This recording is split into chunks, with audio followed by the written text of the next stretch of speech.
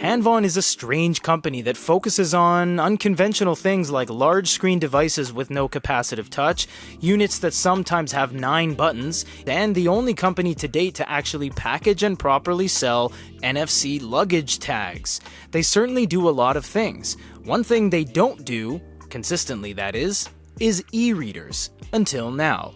This is the clear. And it is clear to see that this is incredibly capable and quite current in both specs and design. 300 ppi screen, physical page turn buttons, and a Kindle Oasis copycat design, as that seems to be pretty standard in the industry. And, well, come on, if Kindle's not doing it anytime soon, everyone else might as well. Without further ado, let's dive in. First thing we got to talk about is the not so elephant in the room in that this looks like the Oasis, as we said in the intro.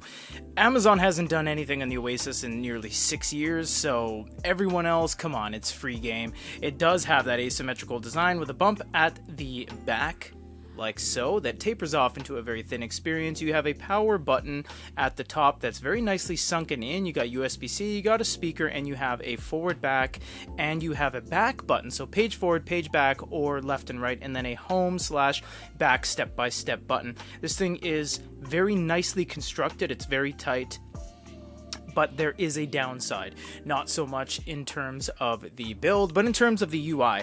If you guys caught our live showcase, you will see a very glaring problem with this unit. And what that is that this is very extreme when it comes to its layout, its settings, and its overall ease of use. This has a huge learning curve. In fact, we didn't even know how to get to the actual file manager because it doesn't actually have one. It's located on the second setting, book stack, under storage, and then you get into here. From here you can play your music, you can look at your pictures, documents, install APKs, and everything else, but it's not really clear how to get there.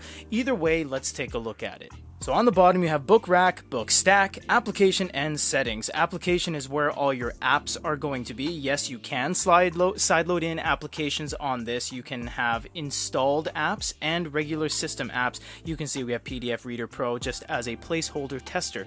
You do have an app store and a bookstore. Neither are recommended. Very nice of Hanvon to include them, but much like BigMe, much like Onyx, much like Hisense, don't use them because they're not very good.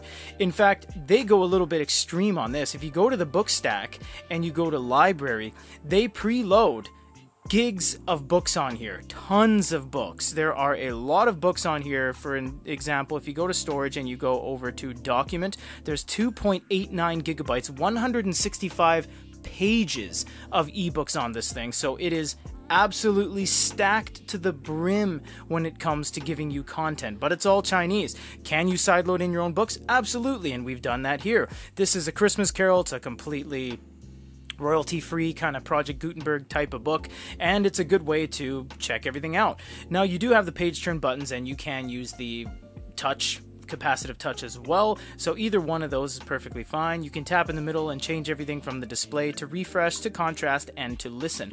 Unfortunately, you can't trigger any A2 mode or speed modes on stock apps. It'll only work on third party, and we'll show you that in a little bit. You have copy, notes, underline, and search. All of this does happen in English, which is really nice because a lot of manufacturers give you the English UI overlay, but fail to actually integrate that into the application itself. But Hanvon has done a nice job of integrating that, so you have no problem reading your books. You can go down here, as we said, and change the text. You can change the layout, the fonts, tons of different font sizes, use default, rotate, portrait, and picture. Yes, another thing about this unit, which is really nice, is that it has a 360-degree gyroscope, and it is user controllable via the top drop down.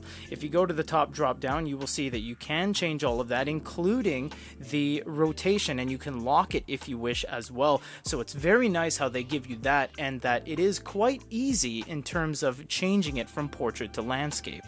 7 inches, 7.8 inches, 8 inches is not recommended for PDFs. The reason being they're just too small. You can't really read what's going on. If it's your bread and butter and you're actually trying to figure out what's happening, don't count on it. But I must say it is very fast in its inherent mode. You don't get a mini map, but you do get a zoom level down below. This is really nice. It's boding well for them that it is this quick. Also, if you press the back button a bunch of times, you go home. You can actually go to PDF Reader Pro as well and open through here.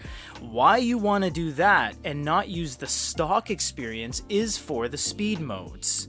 If you utilize third-party apps, now you can go here and go to the speed modes and it will work. It won't actually block you. In this case, you have accelerate refresh, quick refresh, and fast. So this is going to give you that fluidity that Onyxes and Bigmies have, and you know what? It's fast. It's right up there. There's no real hindrances whatsoever. There's not a night and day difference of what this is going to feel like compared to everything else. By the way, you see me holding this down? That's because it's an asymmetrical design. It's just really kind of flippy and floppy, and it's very lightweight, so that's why we're just kind of holding it down as we move it. We like to hunker these down, but in order to use the gyroscope, etc. So just keep in mind, if you're using this on a flat surface, which you won't be because you're always going to be holding it isn't very stable, much like the Oasis and the iReader and the Leaf and everybody else. Web browsing is very fast as well, and on the web browser you are able to take advantage of these speed modes as well. So we have it on fast refresh, and let's go ahead and look at the keyboard while we're here. You can install your own keyboards, and you know what, funnily enough, they don't have a .com button. They have a www button. On a stock device, I've never seen that. It's always a .com. So let's go spell out goodereader.com. Didn't look like it missed anything at all, and if we press OK, it does go right over there. Now this is a Chinese device, so it's going to default to Baidu, but you can use Google, you can use anything you want, so you're not going to have any problems with that. I must say, when it comes to web browsing, it's not that quick, and this is the fastest refresh possible. How this is going to translate into videos is something else, but I must say, you know what? We've seen faster devices, and although the individual speed modes per app basis seems to be different, it doesn't seem that that is translating well into the web browsing experience, because the file explorer and the PDF experience was quite fast, but this is just a little bit slow and sluggish. That is to say, we're being critical. The thing works perfectly fine. You're going to have no problem with it. You're never lost on the screen. You never lack this sense of your bearings, but just keep that in mind, that it's not as smooth as other Android-enabled devices. Nobody handles incremental releases quite like Onyx. This is the brand new Onyx Page, which is set to replace the Leaf 2, even though the Leaf 2 still exists. Alright, it's time to talk turkey.